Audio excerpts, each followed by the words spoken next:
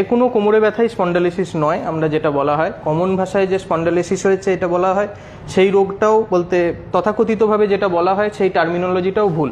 Spine associated প্রিফিক্সের জন্য spondylo কথাটা থাকে, কিন্তু যেটা বয়সজনিত ডিজেনারেটিভ রোগ সেটার পরিষ্কার নাম হচ্ছে স্পন্ডাইলোসিস। এবং তার ফলে যদি বা অথবা কোনো চোটের কারণে যদি কখনো দেখা যায় যে পার্স ইন্টারআর্টিকুলারিস বলে একটা জায়গা থাকে স্পাইনে, সেটায় যদি ফ্র্যাকচার হয় তাকে বলা হয় স্পন্ডাইলোলাইসিস।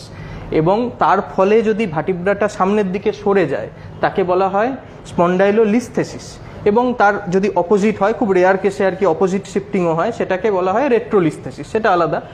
এবং এই যদি স্পন্ডাইলোলিস্থেসিস যদি বাড়তে বাড়তে এমন ধাপে চলে যায় যে ভার্টিব্রা, ওপরের ভার্টিব্রাটি সামনের ভার্টিব্রাকে ছাড়িয়ে এগিয়ে গেছে, তাকে বলা হয় স্পন্ডাইলোপ্টোসিস।